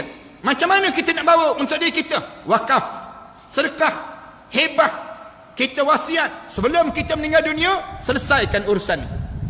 Selesaikan urusan ni. Panggillah anak-anak kita. Bila abah meninggal dunia, jangan berebut rumah ni. Rumah ni milik masjid. Abah dah wakaf untuk masjid. Lepas ni banyaklah rumah untuk masjid dia bagi. Nak sebutnya, anak-anak jangan rebut. Anak-anak tanya, rumah kami? Rumah kamu cari sendirilah. Kamu cari sendiri. Ni rumah ni abah dengan umi yang cari. Lalu rumah ini mesti dibawa ke akhirat Allah. Macam mana nak dapat balik di akhirat Allah? Wakaf. Sebelum kita meninggal dunia, bagi tahu dia AJK masjid, saya nak wakafkan rumah ini, saya nak bagi pada masjid. Saya meninggal dunia, isteri saya meninggal dunia, rumah ni milik masjid. Masjid ambil rumah tersebut, kemudian masjid gunakan untuk kerja-kerja Islam. Sama ada nak jual ke, sama ada masjid ni nak sewakan pada penyewa yang memahami terhadap Islam ke, sama ada nak buat apa, serah pada masjid. Bila kita masuk dalam kubur, kita jumpa balik rumah kita. Jumpa balik rumah kita. Ini kaedah yang diajar oleh Rasulullah sallallahu alaihi wasallam. Jangan kita ni pula, orang kita ni kan, orang tanya, simpan untuk apa? Simpan untuk apa duit-duit? Harta-harta ni simpan untuk apa? Dia jawab, simpanan untuk bekalan hari tua, ustaz, dia sebut. Siapa yang ajar? Simpan untuk hari tua. Dia kata KWSP, ustaz, dia jawab. KWSP kan ajar simpanan untuk bekalan hari tua. Kita jawab, tak. Rasulullah suruh simpan untuk ke syurga kan? Simpan ni untuk ke syurga. Kita ni simpan. Dah pencen, balik kampung. Buat rumah besar. Untuk apa rumah besar? Di saat mana kita pencen? Di saat mana kita tua? Anak-anak kita tak nak tinggal dengan kita dah. Kita buat rumah besar. Siap je rumah besar. Kitanya siap rumah besar. Kita pun beli kereta besar pula. Dah kita dah siap semua, tak puas hati lagi nak masuk rumah baru ni, kahwin isteri besar pula ni. Masuk rumah baru. Masuk seminggu je meninggal dunia terus. Meninggal dunia. Dah meninggal dunia, dah kereta baru dapat pada isteri baru. Isteri baru pula habis je iddah, kahwin dengan suami baru. Kahwin dengan suami baru. Suami baru pula petang-petang bawa kereta baru kita ni round kawasan kubur kita. Kita duduk dalam kubur tu tengok macam-macam je kereta ni kita semua. Dia lalu saja tak apa juga, dia horn tu sakit hati dia. Bila dia horn tu rasa nak jadi hantu maklimah balik ke rumah je. Jangan tuan-tuan. Tuan-tuan tolong ingat, setiap yang kita belanjakan untuk kerja Islam, semuanya bukan untuk masjid, bukan untuk NGO Islam, bukan untuk sekolah tahfiz, bukan. Sebenarnya kita belanjakan untuk diri kita sendiri. Kita bagi pada diri kita sendiri. Tuan-tuan kena ingat macam tu. Tiap kali mana kita bagi derma, bukan kita derma untuk masjid, tapi kita derma untuk diri kita. Semakin kita dekat dengan menghadap depan Allah, semakin banyak kita infak. Itu kaedah pada diri kita.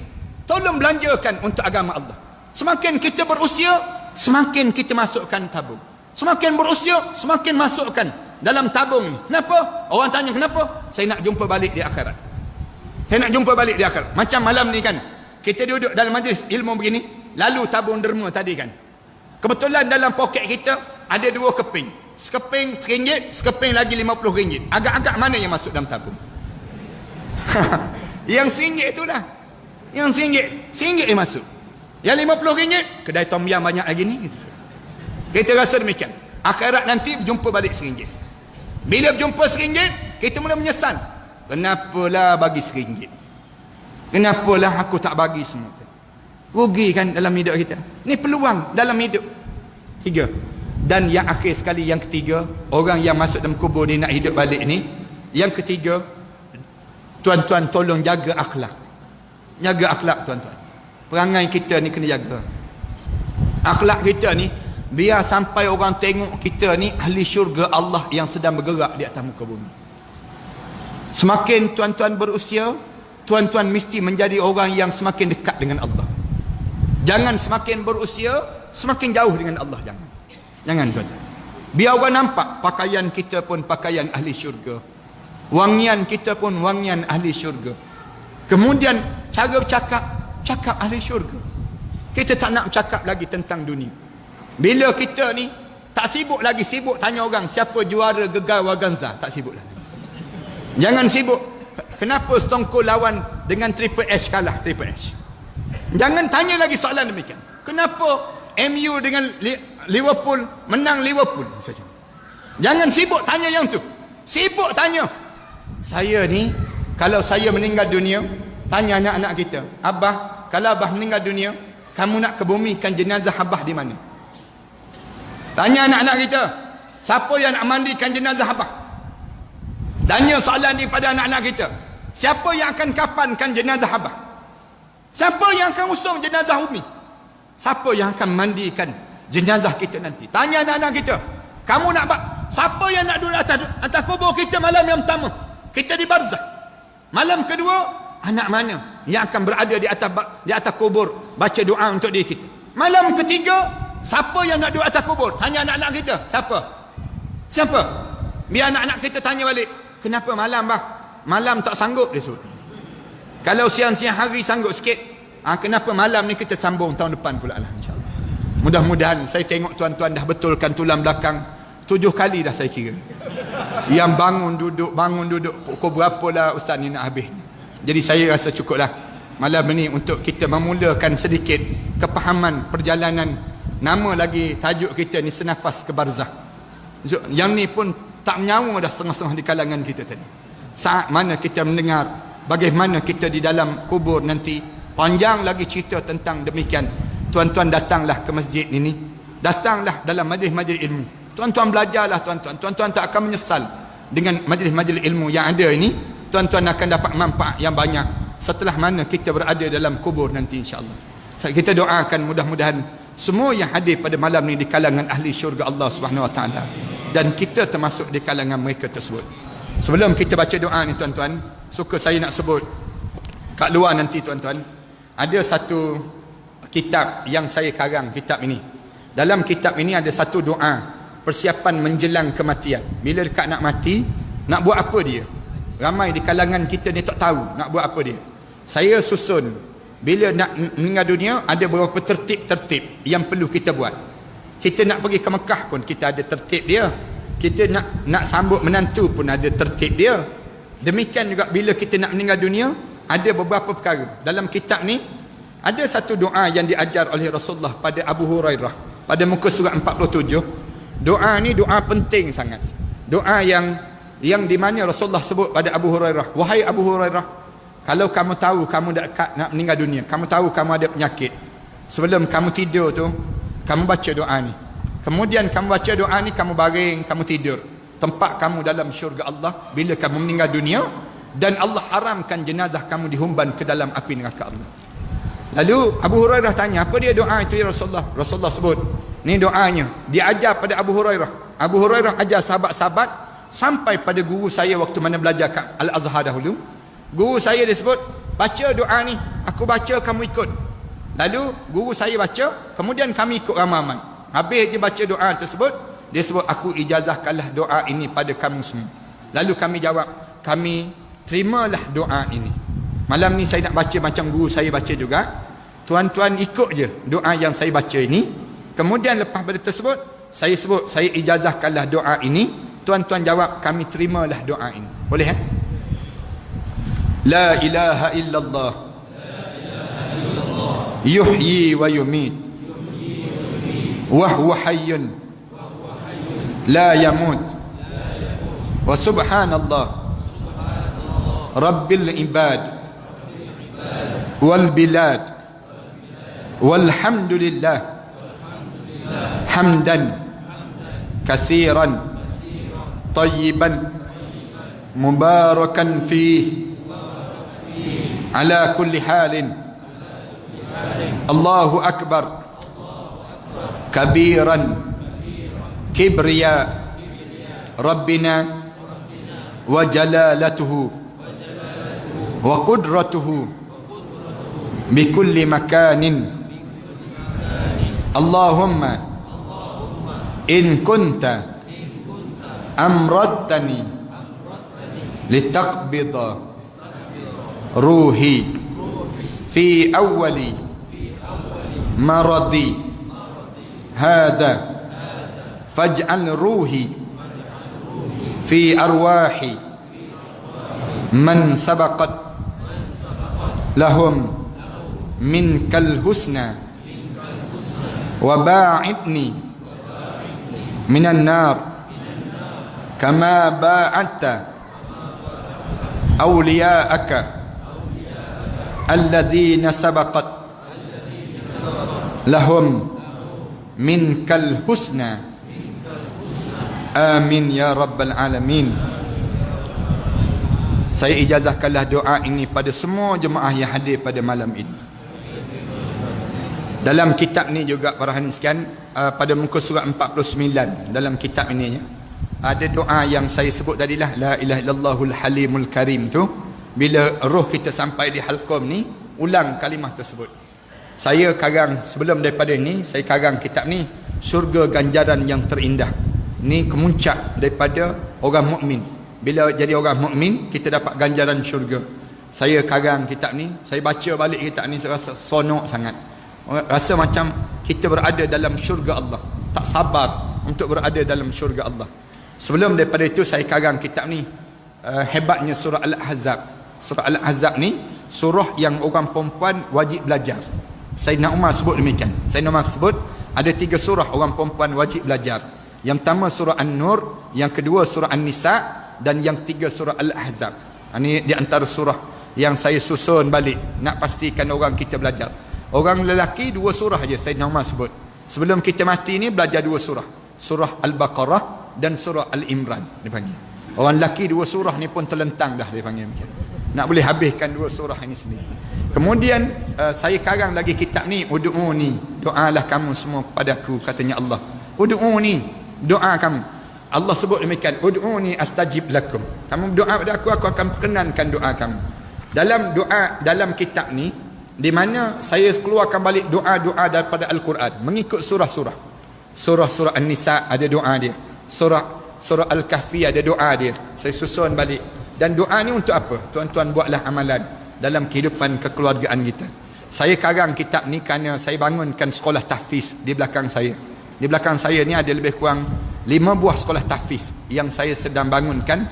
Saya ambil anak-anak yatim, orang miskin, untuk mereka ni menghafal Quran. Alhamdulillah, pelajar-pelajar ada lebih kurang 1000 lebih pelajar yang menghafal Quran ini. Kita ambil orang susah. Kalau ada kawasan ini anak-anak yang susah dan sebagainya, tolong maklumkan pada kami kalau dia nak menghafal Quran, kita tanggung mereka belajar. Seorang sebanyak RM3,500 setahun mereka menghafal Quran. Kalau tuan-tuan nak tanggung anak-anak ni pun, saya alu-alukan juga. Kalau tuan-tuan nak suruh siapa nak baca Quran untuk kita selama tiap-tiap hari, selama setahun, ini ditanggung. Kita tanggung mereka, jadikan anak angkat. Boleh juga di kalangan kita ni. Saya sendirinya cari pelajar-pelajar ni. Saya bangunkan di Kelantan sebuah sekolah, kemudian di Pahang, kemudian di Shah Alam, satu lagi di Pulau Langkawi, kemudian yang terbaru di Kuala Terengganu. Apabila ada seorang hamba Allah telah wakafkan tanah dia seluas 9 ekar tanah dia bagi pada saya untuk saya bangunkan sekolah tahfiz di jalan masuk ke Kuala Telemung. Di kawasan tersebut saya bangunkan sekolah tahfiz inilah. Dan satu lagi saya bangunkan di selatan Thailand. Selatan Thailand tu di mana bapa-bapa mereka ditembak mati, anak-anak tersebut saya ambil. Dan krisis di Thailand tu saya tanggung mereka menghafal Quran. Pelajarnya asalnya 22 orang asalnya. Sekarang ada lebih kurang 600 lebih pelajar yang menghafal Quran ini. Saya tanggung mereka tersebut dengan cara saya suruh mereka bela lebah. Lebah tersebut hasilkan madu. Madu tu mereka letak depan mereka. Mereka bangun tahajud malam-malam. Mereka sujud doa pada Allah dan mereka hantar ke Shah Alam. Saya gunakan untuk perubatan Islam. Orang yang kena sihir, saya kata minum air madu. Minum air madu tu muntah, keluar benda yang pelik-pelik tu badan ini sendiri. Ni yang berlaku di kalangan masyarakat kita nah. Masyarakat kita ni kuat sangat ilmu sihir. Kita ni pula bila kena sihir tak tahu nak buat apa. Kita pergi report pada polis. Tuan, saya kena sihir. Polis pun jawab, saya pun kena sihir juga. Tempat kita ni sihir menyihir ni boleh tahan juga di kalangan kita. Saya ambil minyak zaitun, minyak habatus sauda, madu, saya campur dalam bentuk kapsul begini. Saya jadikan amalan. Tuan-tuan cuba buat amalan. Saya pernah kena batu karang sekali, keluar batu karang tersebut. Ada hamba Allah yang tak boleh bangun, terbaring je. Kemudian dia buat amalan, alhamdulillah Allah jadikan pemulihan pada mereka tersebut. Banyak kelebihan yang Allah jadikan dengan madu. Itulah dalam hadis Rasulullah sebut, alaikum bil asal. Biasakan hidup kamu dengan makan madu, Rasulullah. Itu amalan lah. Kalau tuan-tuan tak dapat juga yang lain, tuan-tuan ambil yang ni lah, pamphlet yang saya minta tuan-tuan pakak-pakak sebarkan pamphlet ini. Ataupun tuan-tuan ada masa, tuan-tuan pergi ke bank, berdiri depan mission bank, mana-mana bank tu, semayang sunat istikharah dulu senang situ. Nak infak ke tak infak, nak derma ke tak derma. Kalau tuan-tuan nak pakak-pakak tolong bantu saya lah dalam saya bangunkan sistem pendidikan ini. Dah 10 tahun dah saya bangunkan sistem sebegini. Alhamdulillah jalan elok dalam keadaan yang sebegini, dan lahir anak-anak yang menghafal Quran seramai dekat dengan 400-500 orang dah yang menghafal Quran ini sendiri. Bismillahirrahmanirrahim. Alhamdulillahirabbil alamin. Wassalatu wassalamu ala asyrafil anbiya'i wal mursalin wa ala alihi wa sahbihi ajma'in. Allahumma ighfir dhunubana wa liwalidina warhamhuma kama rabbayana shaghira wa li jami'il muslimina wal muslimat wal mu'minina wal mu'minat al ahya'i minhum wal amwat. Allahumma taqabbal minna salatana at-tammah waghfir lana dhunubana ammah wa la tu'azzibna yawmal qiyamah innaka la tukhliful mi'ad. Ya Allah, ya Tuhan kami, saat mana kami mendatangi masjid ini tadi ya Allah, kami datang dengan dosa-dosa yang banyak ya Allah. Kami mengakui kesilapan kami ini ya Allah. Kami tadahkan tangan kami ini ya Allah, agar kamu ampunkan dosa besar kami dan dosa kecil kami ya Allah. Ya Allah, ya Tuhan kami, saat mana kami menadah tangan ini ya Allah, ada di kalangan kami sedang menderita penyakit yang berpanjangan ya Allah. Jadikanlah penyebab kehadirannya ke majlis ilmu ini ya Allah di antara penyebab penyembuh pada penyakit yang diderita itu ya Allah. Di saat mana kami menadah tangan ini ya Allah, anak-anak muda yang sedang mencari kerja ya Allah, mencari pasangan hidup ya Allah, kamu jadikanlah ya Allah dengan doa-doa yang baik ini ya Allah, menjadikan mereka kehidupan yang sempurna ya Allah. Ada di kalangan kami yang sedang menunggu kedatangan zuriat yang saleh ya Allah, kamu jadikanlah daripada kekeluargaan itu ya Allah zuriat yang saleh yang lahir daripada keluarga mereka itu ya Allah. Ya Allah, ya Tuhan kami, kamulah yang mengetahui setiap hajat yang terkandung di dalam hati-hati sesama kami ini ya Allah. Hajat yang baik itu ya Allah, kamu kabulkan ya Allah dan kamu permudahkan ya Allah. Manakala hajat yang buruk itu ya Allah, kamulah yang sebaik-baiknya yang membetulkan jalan hidup hamba-hamba kami ini ya Allah. Ya Allah, ya Tuhan kami, damaikanlah persekitaran sesama kami ini ya Allah. Kamu jadikanlah ikatan ukhuwah sesama kami ini ya Allah. Ya Allah, ya Tuhan kami, kami pohon pada kamu ya Allah, agar diizinkan bibir kami menyebut la ilaha illallah Muhammadur Rasulullah di akhir perjalanan hidup kami nanti ya Allah. Saat terbujur kaku jenazah kami nanti ya Allah, kamu ampunkanlah dosa kami ya Allah. Saat mana dimandikan jenazah kami nanti ya Allah, kamu gugurkanlah dosa kami dengan guguran yang merenjis badan kami itu ya Allah. Saat mana dikeringkan jenazah kami nanti ya Allah, kamu keringkanlah segala dosa-dosa yang kami lakukan di dunia ini ya Allah. Matikanlah saat mana kami menghadap di hadapan kamu itu ya Allah, pahala-pahala kami berkembang terus ya Allah.